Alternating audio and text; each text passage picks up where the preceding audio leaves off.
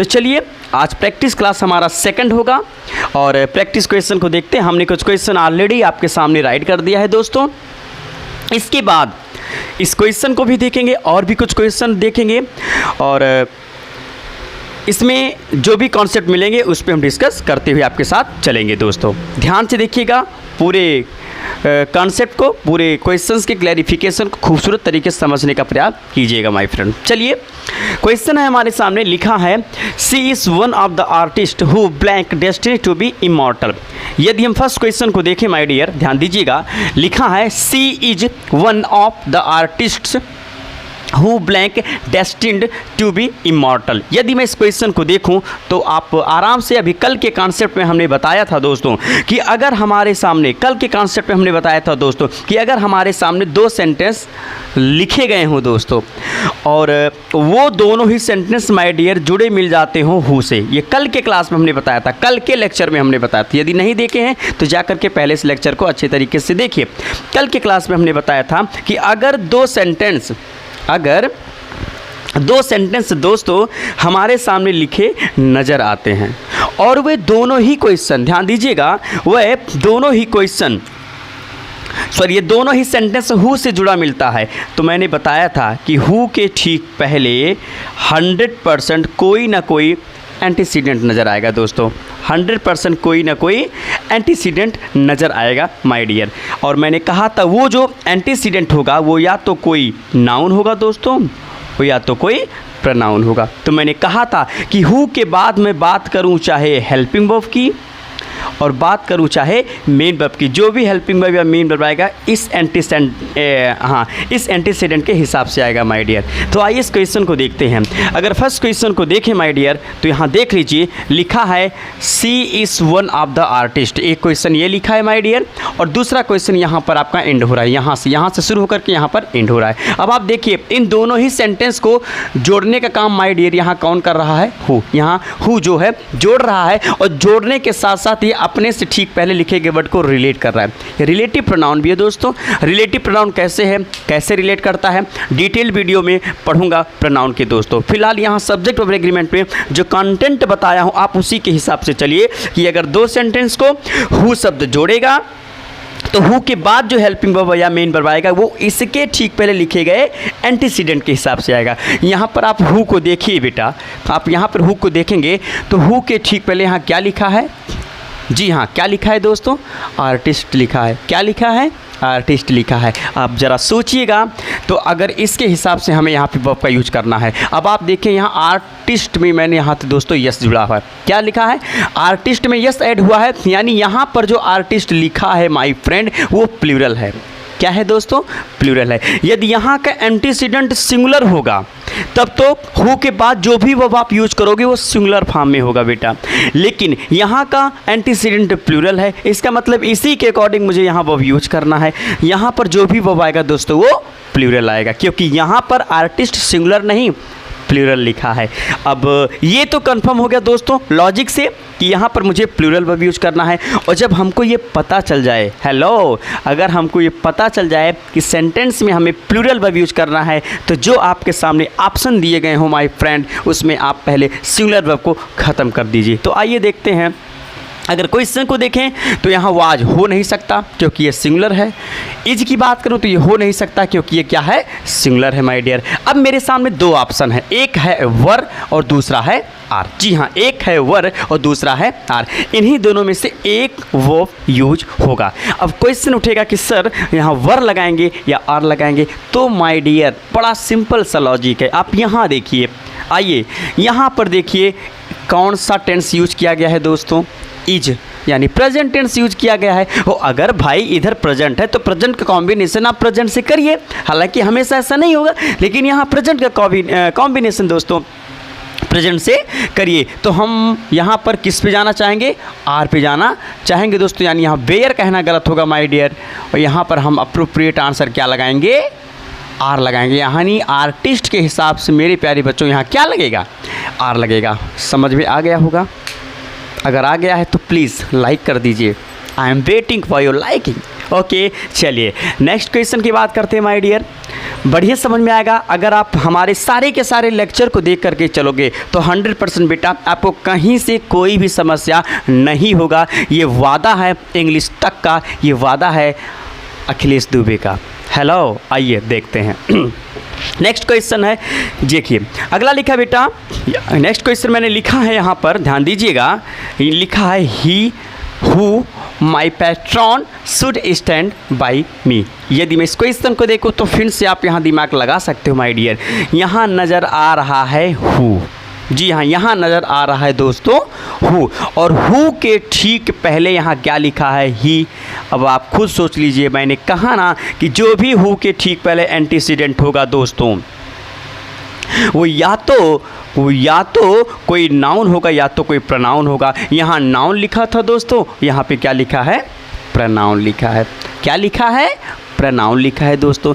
अब मैं कह रहा हूँ कि अगर यहाँ पर प्रनाउन लिखा है दोस्तों तो कोई बात नहीं, मैं चाहे नाउन लिखूँ चाहे प्रनाउन लिखूँ, जो भी हु के बाद मतलब यहाँ जो भी वो आएगा वो इसी के अकॉर्डिंग आएगा बेटा। तो चलिए इसी के अकॉर्डिंग देखते हैं। अब आप हमको बताइए, ये तो क्लियर हो गया बेटा, ये तो क्लियर हो गया कि यहाँ पर जो वर्ब आएगा दोस्तों वो इस ही के अकॉर्डिंग आएगा। किसके अकॉर्डिंग आएगा, इस ही के अकॉर्डिंग। अब आप बताइए ही सिंगुलर है कि प्लूरल है, आप खुद बताइए, ही सिंगुलर है कि प्लूरल है, आप आराम से बता सकते हो। हेलो, आप आराम से बता सकते हो। अगर इस ही की बात करो बेटा तो ही यहाँ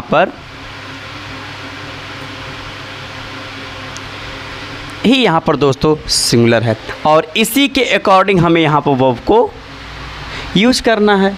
अब अगर सब्जेक्ट हमारा सिंगुलर होगा तो जो भी वर्ब आएगा दोस्तों वो भी सिंगुलर ही होगा। तो फिर से मुझे पता चल गया कि यहाँ जो भी वर्ब आएगा वो सिंगुलर होगा। और मैंने कहा ना, जब हमको ये पता चल जाए बेटा कि सेंटेंस में हमको सिंगुलर वर्ब यूज करना है तो ऑप्शन में जो प्लूरल हैं उनको पहले अलग कर दो, जुदा कर दो।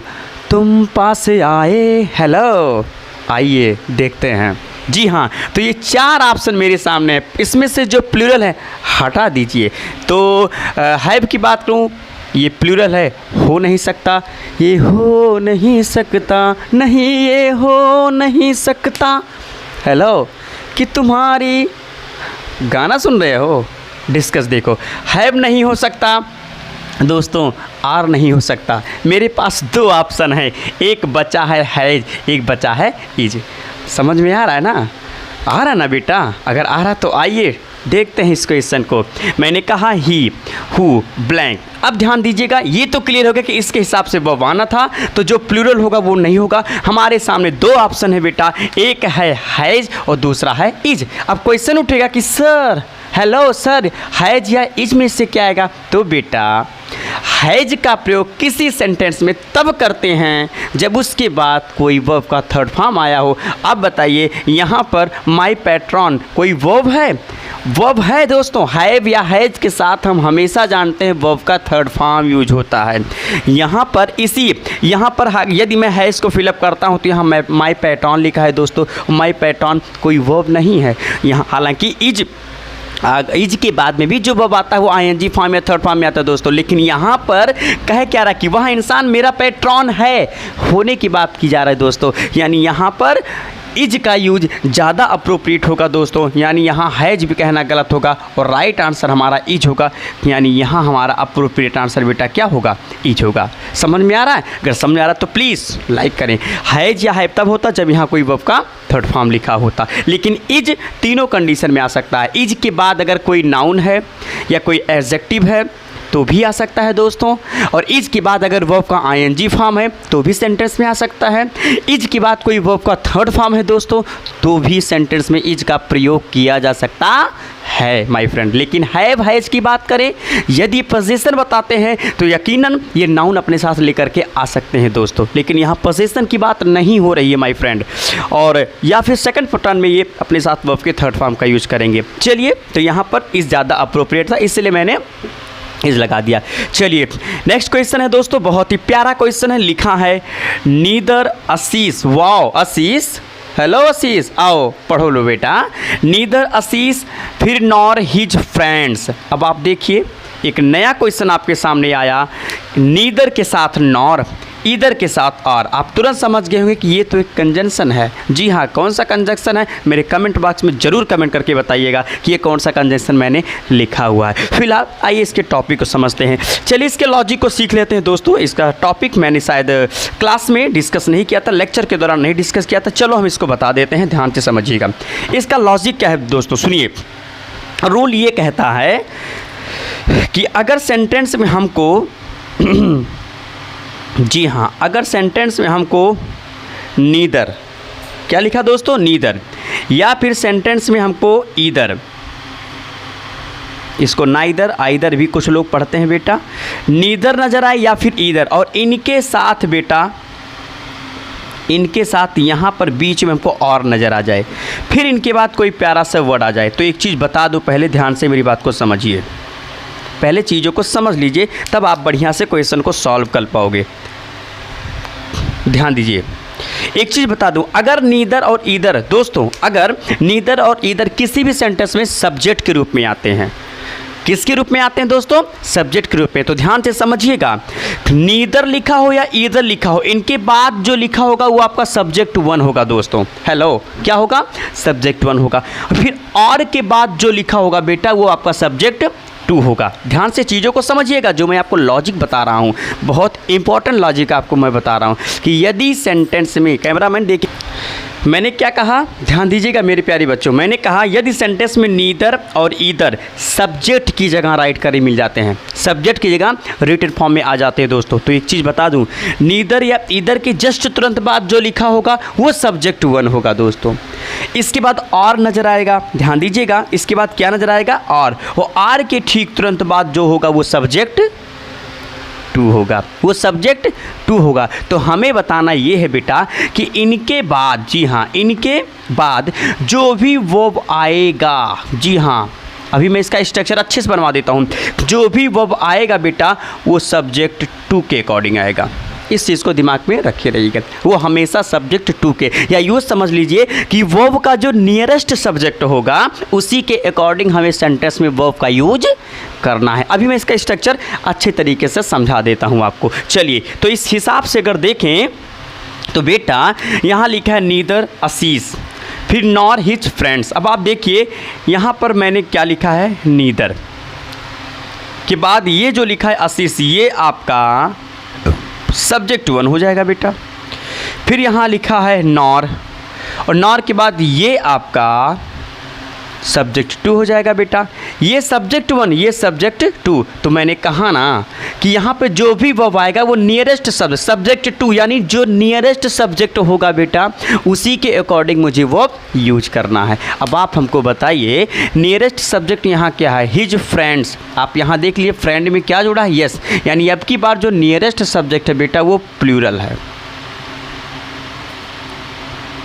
वो क्या है बेटा, वो प्लूरल है। तो आपको रूल मालूम होगा कि यदि सेंटेंस में प्लूरल सब्जेक्ट होगा तो हम प्लूरल वर्ब यूज करेंगे, और यदि सेंटेंस में सिंगुलर सब्जेक्ट होगा तो सिंगुलर वर्ब यूज करेंगे। मेरे प्यारे मित्रों, तो आप बताइए, यहाँ मैंने फ्रेंड्स लिखा है और फ्रेंड्स प्लूरल है, तो यहाँ जो वर्ब आएगा वो सिंगुलर आएगा या प्लूरल आएगा, कैसा आएगा बेटा, प्लूरल आएगा। तो चलो सिंगुलर को हटा दो, सिंगुलर हमारा हैज है, हो नहीं सकता, सिंगुलर हमारा वाज है, हो नहीं सकता बेटा। अब 2 चीज़ें बची, एक बचा हैव और एक बचा वर। बहुत सिंपल है लगाना, बहुत सिंपल है लगाना मेरे प्यारे मित्रों, बहुत सिंपल है लगाना। कैसे, हर्ट की बात करें दोस्तों तो यहाँ हर्ट अपने आप में 3rd फॉर्म है बेटा। किस फॉर्म में है दोस्तों, 3rd फॉर्म में है। हालांकि 1st, 2nd, 3rd इसका तीनों फॉर्म सेम होता है, लेकिन एक चीज़ नोटिस कीजिए, आईएनजी फॉर्म में तो नहीं है ना। और वर्ब क्या कहता है कि वर्ब जहाँ लगेगा तो उसके बाद जो वर्ब होना चाहिए वो आईएनजी फॉर्म में होना चाहिए। वाज और वर्ब की बेटा यही शर्त है कि ये जहाँ आएंगे, वाज और वर्ब की बात करूँ तो वाज और वर्ब, अगर मैं इसकी बात करूँ इन दोनों की, तो इनके बाद जो भी वर्ब आएगा दोस्तों वो आईएनजी फॉर्म में होगा। तो ये आईएनजी फॉर्म में तो है नहीं, इसका तीनों फॉर्म सेम होता है, 1st, 2nd, 3rd। लेकिन अगर हम वहाँ हैव को लगा देते हैं बेटा, यहाँ पर हम हैव को लगा देते हैं तो वो अपने आप में 3rd फॉर्म बन जाएगा, और यानी 3rd फॉर्म ऐसे लिखा होता है। लेकिन अगर मैं वेयर को लिखूँगा तो ये अपने आप आईएनजी फॉर्म तो होगा नहीं। इसीलिए बेटा यहाँ पर वेयर भी कहना गलत होगा, वो अप्रोप्रिएट आंसर हमारा क्या होगा, हैव होगा। समझ में आ रहा है, समझ में आ रहा है? ओके। क्या तुम्हें पता है ऐ गुलशन, इंग्लिश में पढ़ाने आया हूँ। क्या सोच रहे हो, इधर देखो। नेक्स्ट क्वेश्चन, आओ प्यारे बेटे देखो। आइदर फिर और, आइदर एक प्यारा सा शब्द, अभी मैंने बताया कि नीदर हो या ईदर हो, आपको इधर इंग्लिश पढ़ना है।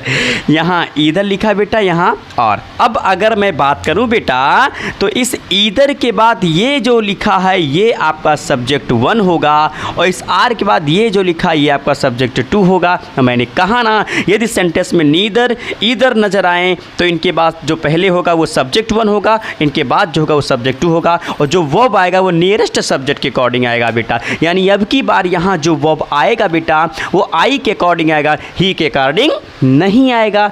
तो कंफर्म हो गया कि आई के साथ चारों ऑप्शन देखते ही आप अपने आप अंदाज़ा लगा सकते हो बेटा कि आई के साथ ना तो है जाता है, तो ये भी नहीं हो सकता बेटा। हो बोलो, ई जाता है, सॉरी आई के साथ ना तो है जाता है, तो ये भी ऑप्शन से बाहर। आई के साथ ना तो ई जाता है, तो ये भी ऑप्शन से बाहर। आई के साथ ना तो आर आता है, तो ये भी ऑप्शन से बाहर। तो मेरे प्यारे मित्रों, एक बच रहा है, वो है तुम पास आए एम। तो यहाँ पर एक वो बच रहा है एम, अर्थात अप्रोप्रिएट आंसर माय फ्रेंड्स यहाँ क्या होगा, हेलो। एम लगाना ज़्यादा सही होगा। तो इसका आंसर क्या हो जाएगा, आइदर ही और आई एम मिस्टेकन। दोस्तों कंटेंट अगर समझ में आया है तो चैनल को शेयर कर दीजिएगा, और आपकी जो चहेते होंगे वो मेरे माध्यम से, आपके माध्यम से कुछ चीज़ों को सीख लेंगे बेटा, तो बहुत अच्छी बात होगी। उनसे कह दीजिए चैनल को सब्सक्राइब करें, और ऐसे पर डे लाजवाब तरीके से मैं आपके सामने कंटेंट समझाता रहूँगा, वो अच्छी अच्छी चीज़ों को आपके सामने अपलोड करता रहूँगा। एक काम करिए, पहले इसको नोट कर लिया, अभी मैं कहीं जा नहीं रहा हूँ, ना ना ना, पहले इसको नोट करिए, फिर और भी क्वेश्चन मैं आपके सामने राइट करता हूँ, कुछ स्ट्रक्चर आपको समझाता हूँ। एक काम करिए, पहले इसको राइट कीजिए।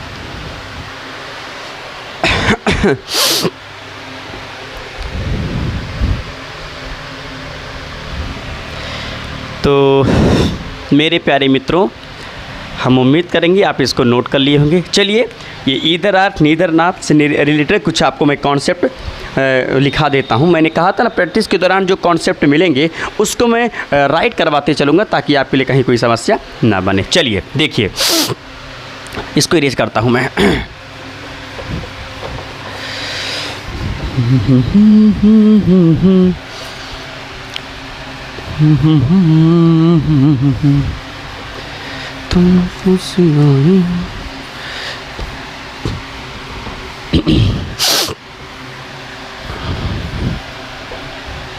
चलिए ध्यान से चीज़ों को समझना बेटा।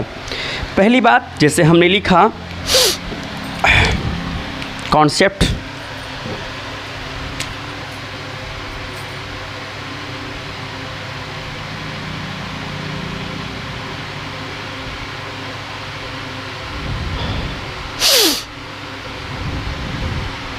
जी हाँ, कॉन्सेप्ट की बात करूँ बेटा तो ध्यान से चीज़ों को समझिए। एक चीज़, पहली बात, यदि सेंटेंस में वैसे हमने बताया कि यदि सेंटेंस में हमको नीदर नॉर,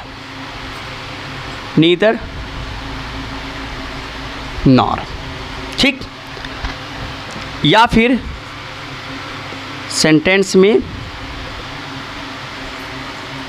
इधर आर, ये दोनों नज़र आ जाते हैं बेटा, ध्यान दीजिएगा, ये दोनों नज़र आ जाते हैं।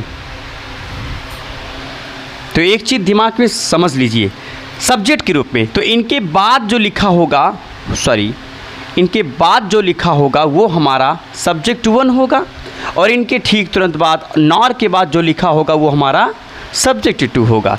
फिर सेम कंडीशन यहाँ आइदर आर के बाद जो लिखा होगा वो सब्जेक्ट वन होगा और आर के बाद जो लिखा होगा बेटा वो सब्जेक्ट टू होगा। तो इस चीज़ को दिमाग में रख लीजिएगा कि इनके बाद जो वर्ब आएगा, इनके बाद मैं चाहे बात करूँ दोस्तों हेल्पिंग वर्ब की और मैं चाहे बात करूँ मेन वर्ब की, ध्यान दीजिएगा इनके बाद जो वर्ब आएगा वो नियरेस्ट सब्जेक्ट के अकॉर्डिंग आएगा। इस चीज़ को दिमाग में रखे रहिएगा, नियरेस्ट सब्जेक्ट के अकॉर्डिंग आएगा। अगर ये सिंगुलर होगा तो सिंगुलर यूज होगा, अगर ये प्लूरल होगा तो प्लूरल वर्ब होगा। और मैं बता देना चाहता हूँ कि यहाँ पर ये चीज़ें सिंगुलर भी हो सकती हैं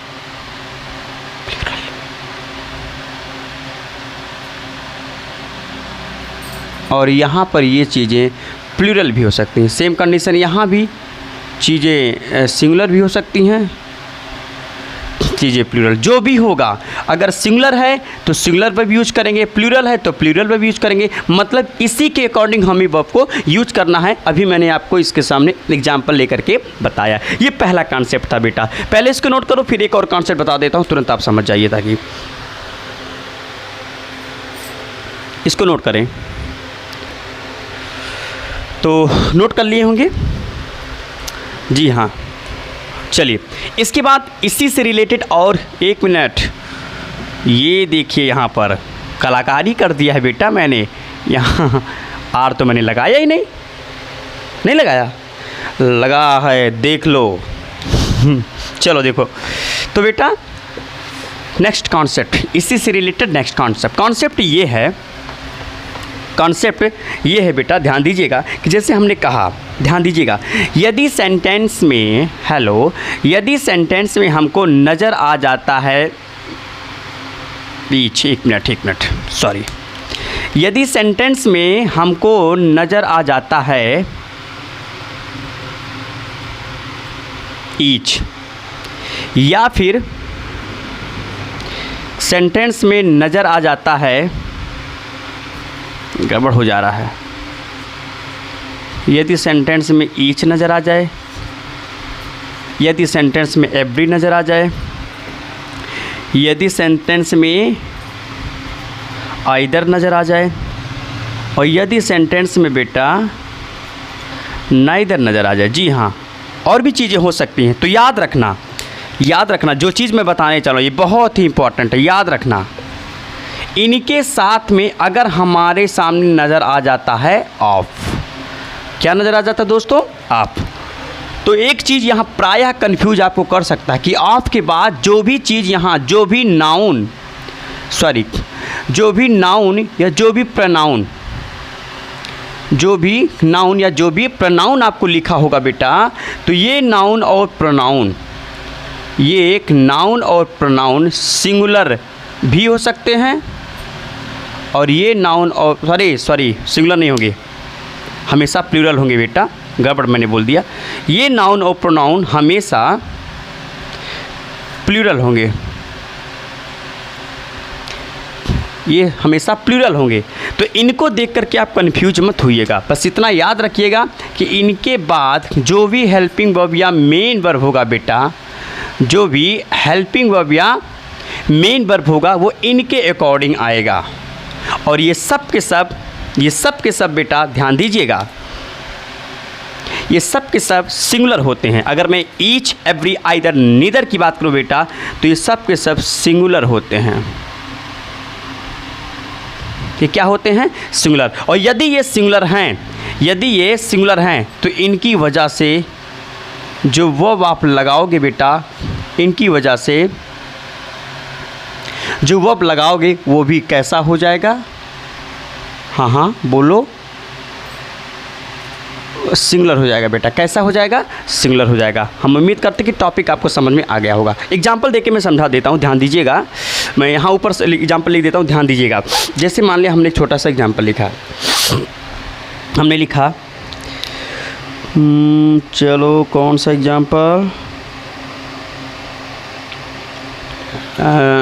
कुछ भी, चलो मैंने एक एग्जाम्पल यहाँ लिख दे रहा हूँ।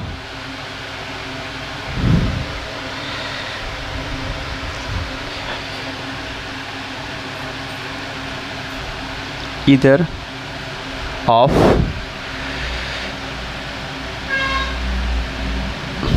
them blank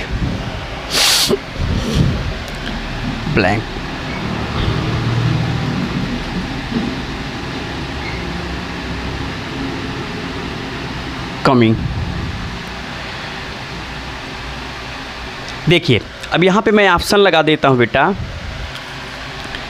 मैंने ऑप्शन लगा दिया इज, मैंने ऑप्शन लगा दिया आर, मैंने ऑप्शन लगा दिया बेटा हैज, और मैंने ऑप्शन लगा दिया हैव। 4 ऑप्शन मैंने दिया है, इज, आर, हैज और हैव। अब ध्यान से देखिए, मैंने कहा ना कि इसके बाद कुछ भी लिखा हो इससे कोई मतलब नहीं है आपको, इसके बाद कुछ भी लिखा इससे कोई मतलब नहीं है। यहाँ आप देखिए ईदर लिखा है तो इसके अकॉर्डिंग ईदर हमेशा सिंगुलर होगा, तो इसके बाद जो भी चीज़ यहाँ आएगा सिंगुलर होगा। तो आप देखिए वहाँ सिंगुलर अगर मुझे लाना है बेटा तो आप खुद देखिए, आर प्लूरल है प्लूरल है, दोनों हो नहीं सकता। 2 चीज़ बचा, एक इज और एक हैज। तो हैज कैसे आ सकता है, यहाँ वर्ब में आईएनजी जुड़ा है, आईएनजी फॉर्म सिर्फ इज के साथ आएगा, अर्थात यहाँ इज कहना ज़्यादा सही होगा बेटा, तो यहाँ इज सही होगा। इसको नोट कर लीजिए, फिर और भी चीज़ें कुछ बताते हैं।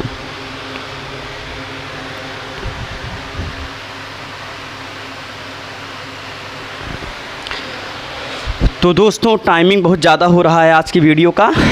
चलिए ये मैंने कॉन्सेप्ट बता दिया है, इस कॉन्सेप्ट पे भी हमारे सामने क्वेश्चन आपके सामने मिलेंगे दोस्तों। अब लगातार मैं आज ये प्रैक्टिस सेट का पार्ट 2 था दोस्तों, हम पार्ट 3 पार्ट 4 करके प्रैक्टिस क्वेश्चन आपके सामने पर डे लाता रहूँगा दोस्तों। इन सारे के सारे कॉन्सेप्ट को आप अच्छे तरीके से पहले नोट कर लीजिएगा, फिर ताकि जितने क्वेश्चन हो आप भी अपने हिसाब से सॉल्व करें, बाकी मैं क्वेश्चन आपके सामने दोस्तों सॉल्व करवाता रहूँगा। तो चलिए इसी वीडियो के साथ हम आज आपसे विदा लेते हैं दोस्तों, फिर मिलेंगे आपके साथ एक नए प्रैक्टिस क्वेश्चनों के साथ। तब तक के लिए good night my dear friends, good night.